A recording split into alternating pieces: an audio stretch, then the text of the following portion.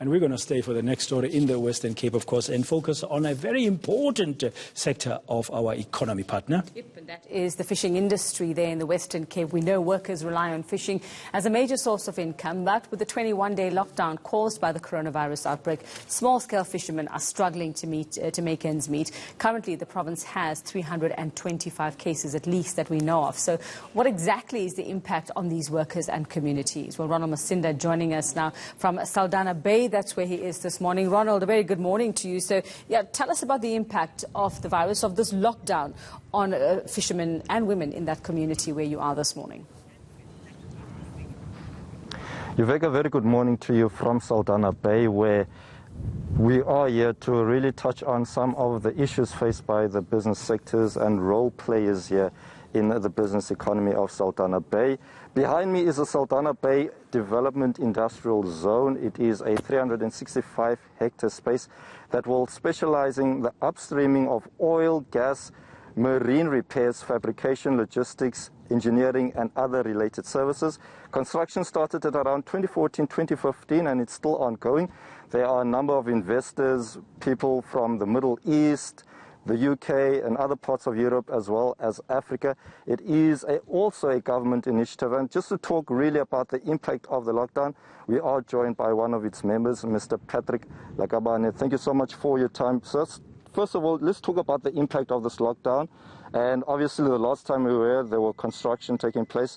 How far are you from finishing the construction? Good morning everyone. The lockdown obviously had a direct impact on progress that make because what we're currently busy with is to roll out an infrastructure program. As you can see behind us, this is our access complex, which is going to be our main administration building within the zone. We have already lined up tenants within the access complex. Obviously, those tenants will have to wait a little bit longer till after the lockdown. We also don't know how long it's going to be. All construction activities has been suspended so far.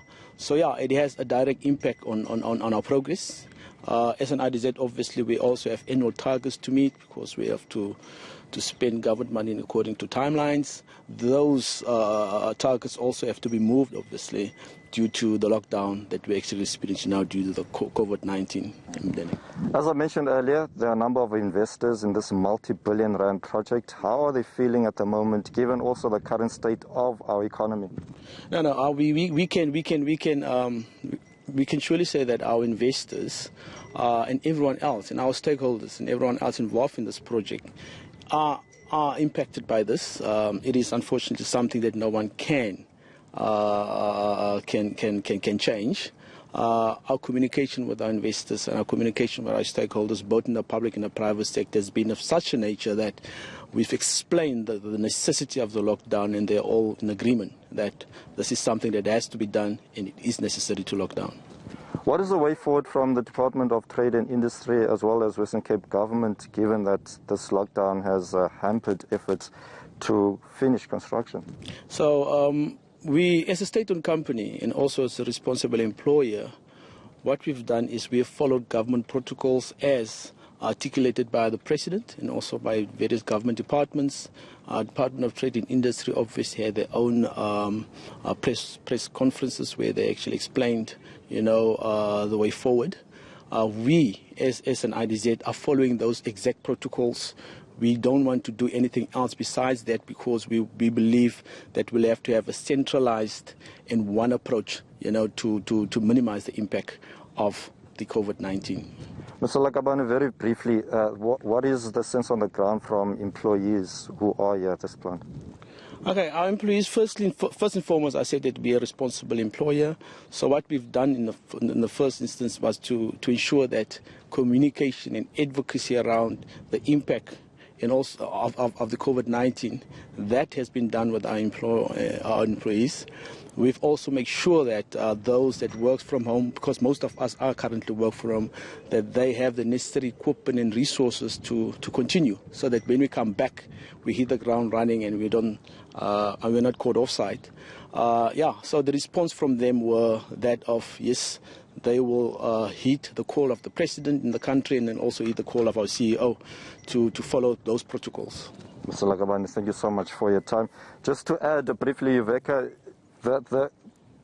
the start of this construction brought a lot of hope to people of Saldanha, especially the almost 1,000 that were without jobs since the closure of the Saldanha steel plant.